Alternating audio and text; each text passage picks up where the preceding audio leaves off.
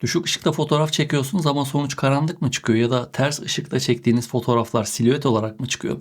Eğer fotoğrafçılığa yeni başladıysanız veya sokakta ya da gezilerinizde hafif taşınabilir bir ışık arıyorsanız bu ürün ilginizi çekebilir. Bugün size cebinize sığan, oldukça küçük ama doğru kullanılırsa da çekimlerinizde ciddi fark yaratan bir mini flaşı anlatacağım. Neewer Z150. Ama bu video klasik bir kutu açtım baktım inceledim evet güzelmiş videosu değil. Gerçekten de nasıl kullanılır gibi detayları da konuşacağımız bir video olacak. Belirtmeliyim ki bu flash bana Neewer tarafından gönderildi. Buradan kendilerine çok teşekkür ediyorum.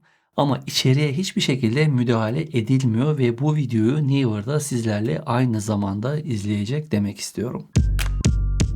Flash'ımız yine kendisi gibi oldukça küçük ve mütevazi bir kutuyla geliyor. İçeriğinde ise kullanım kılavuzu, tip A'dan tip C'ye USB şarj kablosu ve de GN15 rehber numaralı Z150 flash ünitesi çıkıyor. İlk izlenim olarak en dikkat çeken şey boyutu. Gerçekten de cepte taşınabilecek kadar küçük. Kullanım amacına uygun olarak da yapı malzemesine plastik tercih edilmiş. Burada önemli bir şey söyleyeyim. Bu ürünün amacı profesyonel stüdyo işleri değil. Taşınabilir ve bütçe dostu bir seçenek oluşturmak. Bu sebeple malzeme kalitesi konusunda fazla bir beklentiye girmemekte yarar var diyorum. Ama yine de fiyatına göre gerçekten de hatır sayılır şekilde kaliteli durduğunu da söyleyebilirim. Ayrıca bütçe dostu bir seçenek olmasına rağmen bu flash'ın 20 watt güce sahip olduğunu da belirtmek isterim. Yani boyutuna göre oldukça güçlü bu arkadaş. Flash'ın ön camı sarı renkli camdan oluşuyor.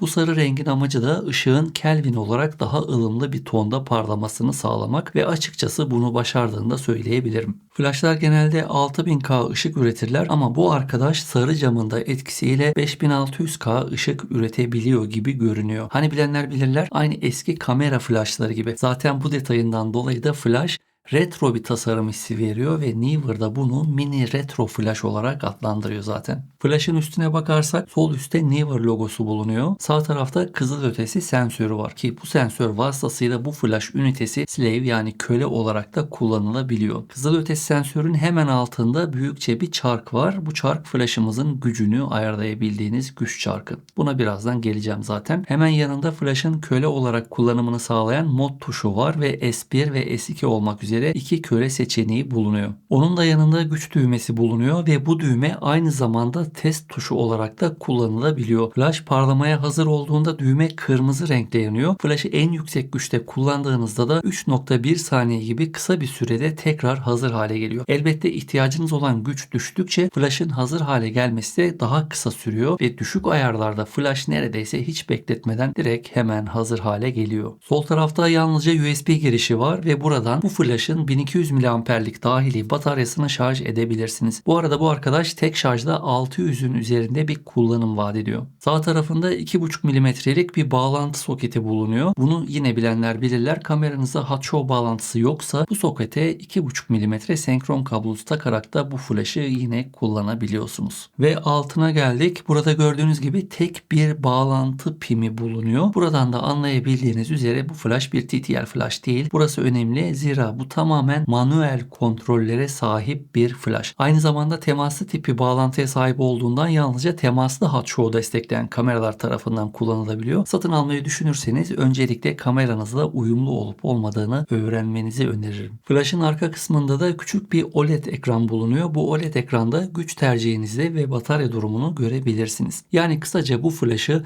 hot show üzerinden manuel olarak kullanabilir. Dahili bataryası ile ekstra pil derdi düşünmeden şarj edebilir. Gücü manuel ayarlayarak çekimlerde dilediğiniz sonucu alabilir ve S1, S2 gibi optik tetiklemeli köle modunda da kullanabilirsiniz. Tekrar hatırlatmak istiyorum ki bu ürün TTL desteği sunmayan tamamen manuel bir flash. Bu önemli çünkü kontrolü tamamen size veriyor ama aynı zamanda sorumluluğu da size veriyor. Unutmayın. Kullanımına bakarsak bu flash kullanmak gerçekten basit ama elbette önemli olan doğru bir şekilde kullanmak. Basitçe 3 adımla anlatmam gerekirse bunu. Bir, tak ve aç. Öncelikle kameraya takıp güç tuşuna basıyoruz.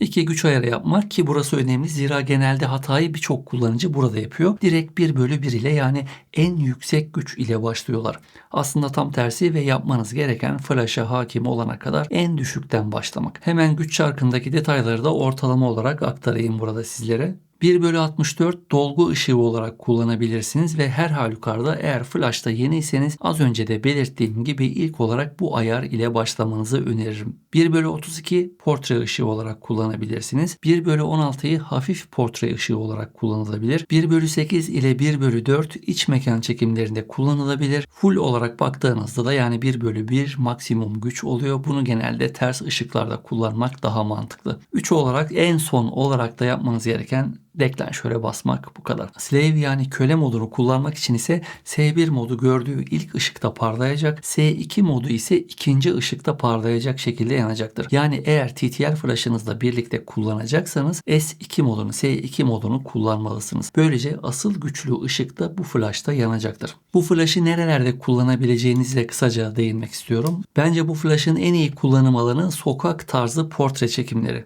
Bu tür portre çekimlerinde flash'ı direkt yüze yönlendirecekseniz eğer, bence flash'ın önüne bir difüzör ya da basitçe bir yağlı kağıt koyarak çekim yapabilirsiniz. Burada keşke flash içinden bir tane difüzör çıksaydı diye düşünmedim de değil hani. Flash gücünü 1/16 ya da duruma göre 1/32 yapabilirsiniz.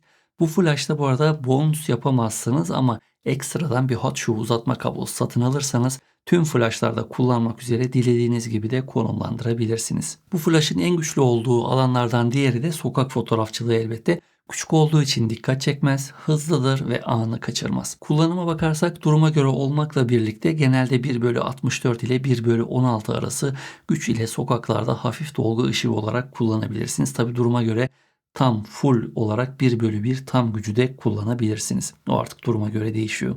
Bir değer ve son olarak da tabii selfie ışığı. Özellikle ters ışıklarda selfie fotoğraflar çekmek için de çok kullanışlı.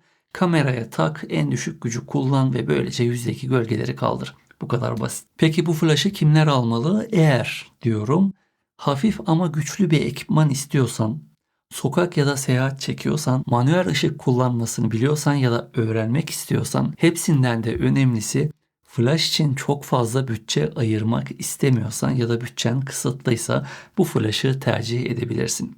Buraya dikkat, Neewer Z150 her şeyi yapabilen bir flash değil ama doğru kullanılırsa çok şey yapabilen bir flash. İçeriğimi beğendiysen beğeni bırakmayı ve bu gibi birçok içeriklerin bulunduğu kanalıma abone olmayı unutma. Diğer videolarımda görüşmek üzere diyorum. Sağlıkla kalın.